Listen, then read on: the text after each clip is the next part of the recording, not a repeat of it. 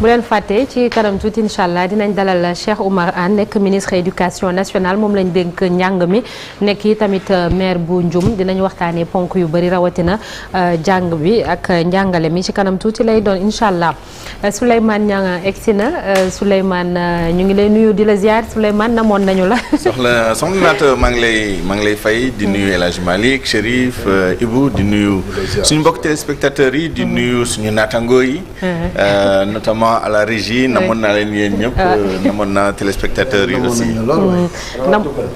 ngi fa sant yàlla bu baax a baax. Baye Cheikh yi naka Cheikh yi. ñu ngi si jàmm alhamdulilah mu ngi si jàmm moom. amiin incha allah sallallahu alayhi wa sallam amiin merci beaucoup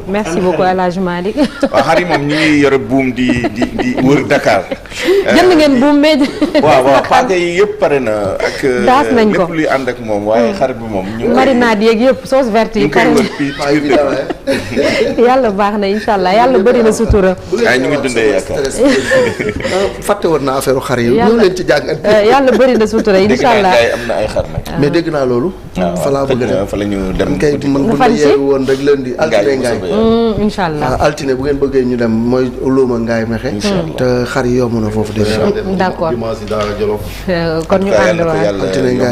amiin Souleymane alors Souleymane diggante démb ak tey am na luy am fële ca Paris muy sommet sur le nouveau pacte financier mondial loolu il s'agit de quoi exactement Souleymane ci boppam. ndaje bi lu ko sookee moom mooy président France. ci COP 27 bi amoon. fële ca Sharm el Cheikh Égypte. la ko junjoon ne annoncé woon daf ko annoncé woon sax ndaxte dafa ne woon année bi Paris dina accueillir benn sommet boo xam ne dinañ ci waxtaanee nan la ñu tëggaatee système financier bi nga xam ne moo nekk ci àdduna bi. Système financier bi ñëpp xam nañ nu mu tëddee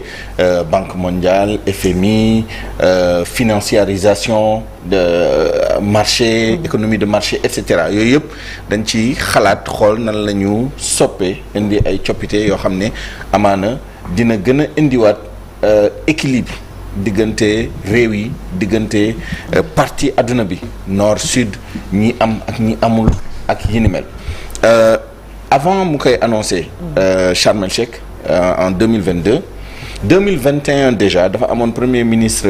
benn dëkk bu tudd Barbade bi nga xam ne moom moo junjoon xalaat boobu ne ci li ñu seetlu tey jii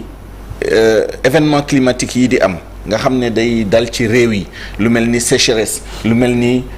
élévation du niveau de la mer inondation yi et cetera lu si gën a bëri ci réew yi amul doole lay gën a am njeexital te ñoom lu ñu bokk ci réchauffement climatique bi ak changement climatique yi dafa néew looloo indi idée bi ba 2022 ñu taxawal ko donc dañoo dajale ay njiitu réew ay njiitu gouvernement ay ONG ay banque internationale et cetera pour xalaat ci loolu avec l'objectif que question climatique bi ñu duggal ko ci système mondial bi système financier mondial parce que bëriwu ci banque mondiale FMI bëriwuñu ay mécanismes yoo xam ne dañu financer pour déjà adaptation pour ay investissements yoo xam ne ci loolu la et cetera ñu xool nan la ñu mënee méngalee lutte contre la pauvreté ak financement du climat ba pare nag boole ci ay questions yoo xam ne saa yoo waxee système financier mondial foo mu ñëw lu mel ni dette bi c'est une question centrale am na yeneen yoo xam ne tamit ay réformes institutionnelles yu ñu war a indi pour xool nan la ñu soppee mbir yi pour que mu gën a yemb sans compter maintenant ay financement yoo xam ne ñu ngi koy xalaat aussi pour àll bi parce que il faut ñu gën a protéger les forêts dans le monde pour que dérèglement climatique bi ñu wàññi impact bi loolu c'est globalement amaana ñun lu ñu gën a soxal moom mooy Afrique et plus particulièrement Sénégal lan la mën a am ak la mooy taxawaayam ci ndaje boobu. justement gis nañ ñu naan lu toll ci 1/3 maanaam ñett boo jël benn bi ci pays yi nekk en voie de développement ak ñett yoo jël ñaar yi nga xam ne pays yi ndóol lu ci mel ni Sénégal seen risque endettement surendettement dafa élevé ndax xaj na crise yi ñu fi dund et tout ñu ngi xëy itam di gis ni Sénégal dafa am lu toll ci junni ak juróom benn téeméeri milliards ak lu ci topp loolu lan la Souleymane ça veut dire quoi? Alors deux questions différentes. Oui. Bu ñu commencé ci financement bi. Financement bi benn partenariat la boo xam ne ay réew ñoo ko seq. ay réew yu am doole France ci la bokk Canada Royaume-Uni Allemagne Union européenne. ñu ne dañu xool nan la ñu dimbalee Sénégal pour mu financer transition énergétique am jóge ci énergie fossile yi. dem ci énergie renouvelable en passant par les énergies de transition notamment le gaz. jarul ñu siy xuus trop mais dégg ngeen débat bi nga xam ne président Macky Sall fu mu dem dina ko yëkkati parce que amoon na benn moment boo xam ne dañoo ne woon gaz dañ koy considérer comme énergie fossile parce que énergie fossile la. du énergie durable donc renouvelée day jeex et cetera mais vraiment combat boobu dafa mel ni gagné nañ ko moom mooy léegi ñëpp nangu nañ ni mënuñu tere dëkk yu mel ni Sénégal. yi nga xam ne dañoo am gaz am pétrole ñu ne leen. dañu dem décarbonation totale. donc du ngeen ko mën a jëfandikoo amul xaalis bi ñu leen mën a jox pour ngeen développer loolu dafa mel ni léegi nangu nañ ni il faut ñu financer transition boobu avant ñu fixer ay objectifs pour ñu passer vraiment aux énergies renouvelables mais 1600 milliards yooyu. dans le cadre de ce partenariat.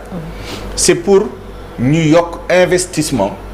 pour installer ay capacités de production énergie verte muy éolienne muy solaire muy hydroélectricité éventuellement même ay hydrogène mais ñun tollaguñu foofu ñun ñu ngi ci éolienne ak solaire pour l'instant donc xaalis boobu pour financer loolu la pour que suñu taux d'énergie renouvelable si suñu mix énergétique bi mix énergétique moom mooy suñu production globale boo boolee lépp muy fossile bi source yëpp source énergétique yëpp fu mu nekk nii ñu ngi ci 31% d'énergie renouvelable li ci gën a bëri d'ailleurs éolienne ak solaire la dañ ko bëgg porter à 40% looloo tax ñu jox ñu xaalis boobu loolu benn pàcc la et je pense que Sénégal dafa am chance ci lu mel nii bu amee xam nga dañu bëgg am résultat ndaje bi bu ci kanamee lay jeex avec une conférence de presse te nit ñi bëgg nañ def ay annonces heureusement Sénégal bokk na ci ñi nga xam ne bu ñuy def ay annonces dañ leen ciy boole parce que c'est pas évident que réunion bu mel nii am ay njeexital yoo xam ne day durer gis nañ ni c'est pas la première réunion ce ne sont pas les premiers engagements yoo xam ne adduna bi dañ koy jël pour changer adduna bi nu muy doxee ak yi ni mel c'est pas évident même que bu ñu annoncer ay résultats yooyu dinañ wàccoo ak moom gis nañu li ñu waxoon nii dañu heureusement d'ailleurs Banque mondiale annoncé na ak FMI que ni droits de tirage spéciaux yi nga xam ne dañoo ne woon xam nga amoon na plus de 600 milliards de dollars de droits de tirage spéciaux yoo xam ne dañ ko génnee woon après Covid bi pour jàppale économie adduna bi ñu ne dëkk yi nga xam ne ñoom ñoo ëpp doole te ñoom ñoo ëppale ci droit de tirage yooyu nañu jël ci li ñu leen jox li ñu comp ci jox dëkk yi nga xam ne ñoo néew doole à hauteur de 100 milliards FMI ak Banque mondiale annoncé nañ ni 100 milliards yooyu yemb na léegi ñu ngi daw ci gannaawam depuis 2 ans mais yemb na dafa mel ni dinañ jël 100 milliards ci yi nga xam ne yooyu lañ joxoon dëkk yu am doole yi séddale ko dëkk yi nga xam ne amuñu doole yeneen annonce ñu ngi koy espérer mais en général dañuy def ay annonce pour ñu réaliser ko day nekk une difficulté donc Sénégal am na chance bokk ci ñi nga xam ne annonce yi nga xam ne presque ay annonce ferme la bokk nañ ci beneen annonce bi moom mooy dettu Zambie dañ ko restructurer parce que Zambie dafa bokk ci 4 wala 5 pays africains yoo xam ne dañoo am ay problèmes yu tar ci seen bor par rapport ak yenn dëkk yi yu mel ni ay Chine par exemple donc Chine nangu na ak yeneen réew yoo xam ne Zambie dafa leen yoreel xaalis bu tar ba mëntuloon fay ñaari at yi passé yëpp depuis bi Covid bi passé d'accord nañ pour restructurer loolu tam beneen annonce la donc loolu day demee boor beneen bi moom mooy léegi li nga wax lii moom mooy les autres annonces lu mel ni je sais pas renforcer le financement des économies africaines am na yu bëri yoo xam ne ñu ngi koy xaar à part donc réallocation bi am na ay fonds par exemple dommages et pertes li nga xam ne mooy dëkk yi li ñuy am ci ay njeexital bu amee ay dérèglement climatique il faut ñu def ci xaalis boobu ñi ngi doon espérer encore beneen fonds de 100 milliards de dollars fu mu nekk nii même 15 milliards matu ko te xaalis bi nga xam ne moom lañ defagum ci loolu Cécile Duflot bi nga xam ne moom mooy jiite Oxfam France dafa am benn méngale bu mu ci def boo xam ne jar nañu bàyyi ci xel loo xam ne 100 milliards la waroon nekk de dollars ñu nekk ci 11 milliards 11 milliards yooyu daf ko méngale ci li nga xam ne américains yi moom la ñu dépensé par at pour dundal seeni ay xaj ak seeni ay muus 25%. loolu vraiment c'est une image très forte pour dire yan effort la ñu war a def encore pour vraiment que adduna bi gën a équilibré ñi am dëggantaan vraiment def dara pour ñi nga xam ne seen loxo doole demeewul noonu. Souleymane man ma bëggoon leer lu tudd ci li ñuy duppee boîte à outils dama dégg ñu ne Banque mondiale dafay def élargissement pour boîte à outils pour l'aide internationale loolu lu mu wund. waaw moom mooy c'est-à-dire mécanisme yi nga xam ne moom la Banque mondiale am pour financer économie. Banque mondiale d'abord banque la li gën a bëri ci nu muy intervenir ay prêts la bien que ay prêts concessionnels dañu lay lebal xaalis amaana ci ay anam yoo xam ne moo gën a sedd moo gën a woyof bu nekkoon benn banque commerciale wala benn partenaire multilatéral bilatéral pardon et cetera donc ñoom ñoo gën a yembale mais vraiment li ñu am comme ay mécanismes pour intervenir mën na am ay subventions et cetera mais bëriwul te méngoowul ak adduna bi nu muy demee léegi. par exemple boo jëlee dëkk comme bu mel ni Sénégal. Banque mondiale ak FMI dañu def lu ñu tuddee analyse de la viabilité de la dette bi ñu mujjee def c'était en juin 2022. pour xool ñun suñu bor nan la tëddee. bi ñu defee ñu ne dette bi c'est viable donc mën nañ ko dékku fu mu nekk nii mais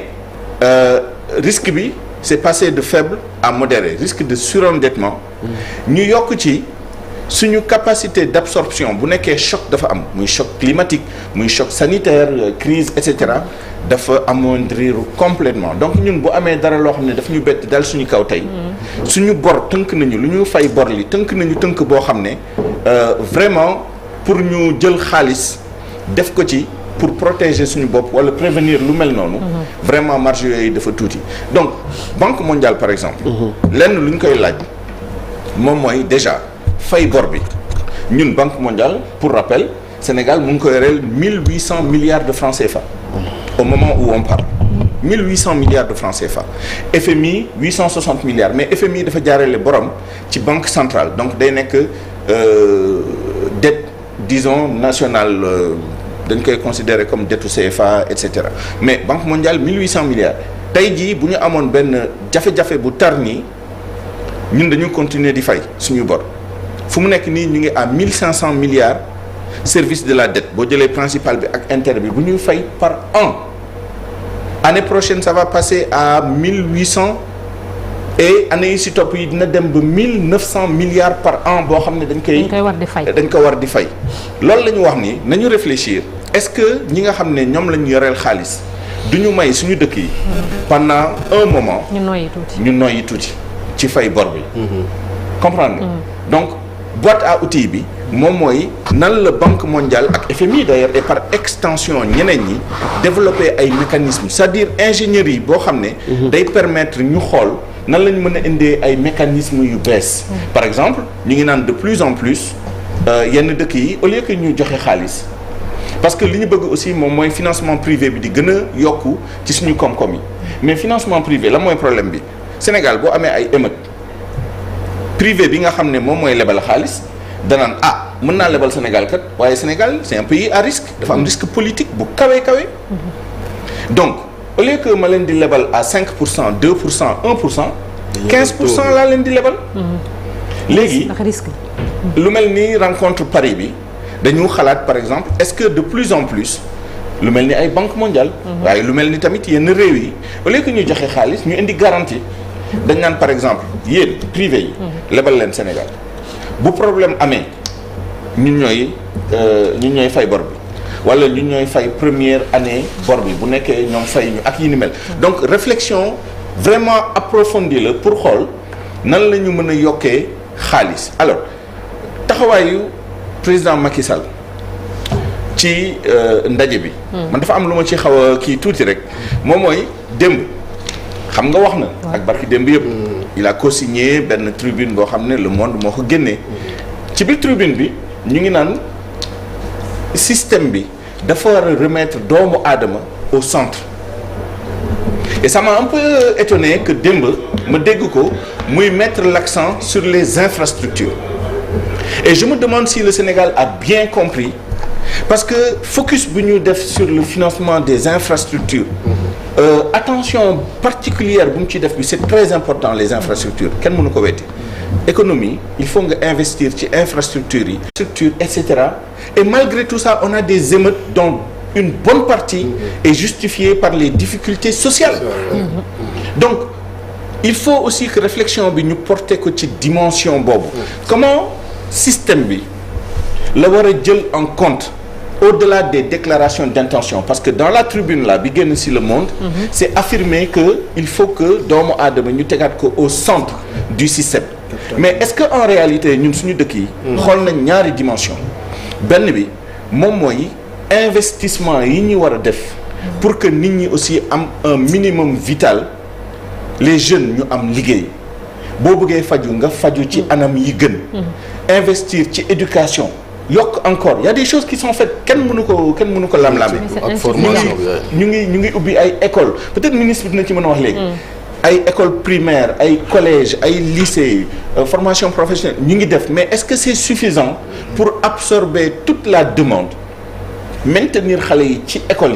yi ñu jàng ba am un minimum bu leen permettre ñu mën a saisir les opportunités de la vie est-ce qu'il ne faut pas ñu xoolaat doole bi ñuy jox suñu attention ci di lebu déjà pour financer ay infrastructures qui sont essentielles pour l'économie est-ce qu'il faudrait pas réfléchir ñun même en interne au-delà de la réflexion sur le système financier mondial ñun système financier mondial boobu bu ñu ko joyantee ba nga xam ne mën nañ ci saisir ay opportunités am plus de financement am tuuti yërmande par rapport ak ñi nga xam ne dañu lebal Afrique ci taux d'intérêt yi ci remboursement yi et cetera mais au-delà de ça bu ñu joyantee ba pare ba xaalis bi gën a yokk encore ci suñu koom-koom yi est-ce que ñu ngi def lu war pour que malgré injection yi ñu am yi ñu bañ a am les crises sociales telles que suñu urbanisation nga gis dëkk boo xam ne da ngay jël TER mu xotti banlieue bi nga jël autoroute à péage mu xotti banlieue bi nga jël BRT mu xotti banlieue bi mu nekk des investissements pertinents mais insensibles à la demande sociale de sorte que tey jii bu amee émeute je ne justifie rien du tout personne n'a le droit de casser quoi que ce soit mais tey jii boo gisee tout l'effort qui est fait pour investir des milliers de milliards dans des infrastructures et que en une journée des gens viennent waaw mënuñu ko annihiler mais yàq ci loo xam ne en termes de délai en termes de remboursement et cetera il y a une question à se poser pas seulement en interne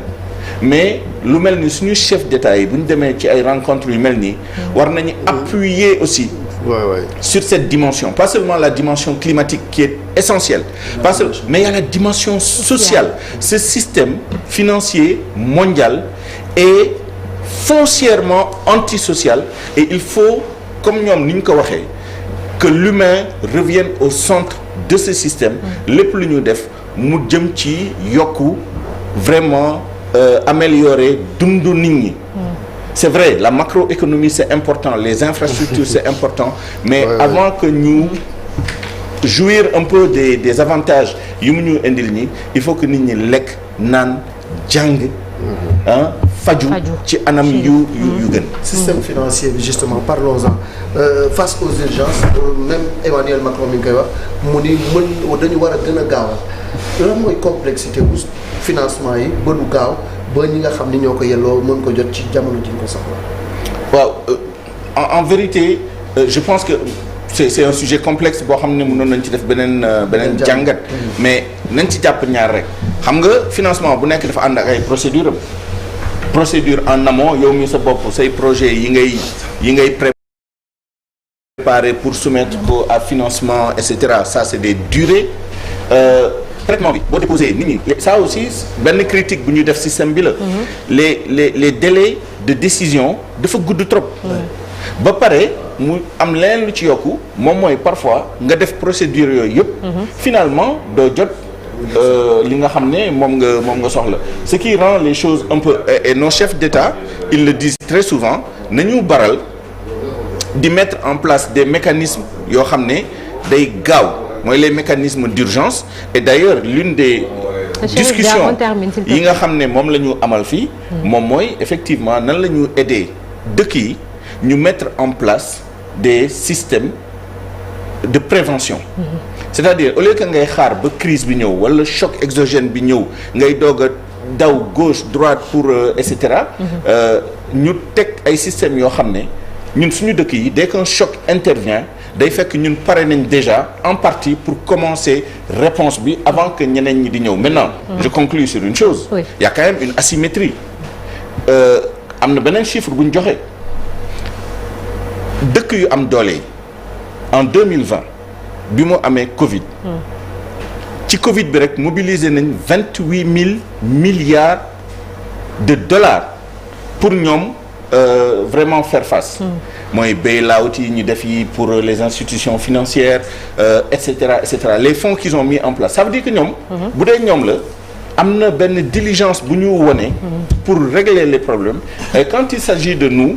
parfois day am ay procédures ay kii yoo xam ne daf ciy dugg maintenant ça c'est normal parce que ku nekk say intérêt bopp ngay défendre d'abord. Absolument. Après il se trouve aussi qu'il y a une crise multiforme boo xam ne tey jii tax na ba nit balaa muy ñëw di la dimbali dina xool bu baax ndax moom jël na ay matuwaayam ba pare pour population am avant muy ñëw si yow yooyu yëpp day exactement donc effectivement ndimbal na si fekk la xam borom je pense c'est une très belle conclusion à jàngat bi moom mooy que ni on a beau demander la réforme du système financier global il faut que ñun à l'interne déjà ñu def lu war ñu def suñu bos ba pare merci beaucoup Souleymane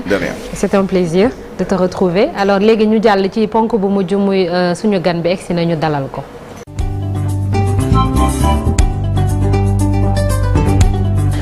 suñu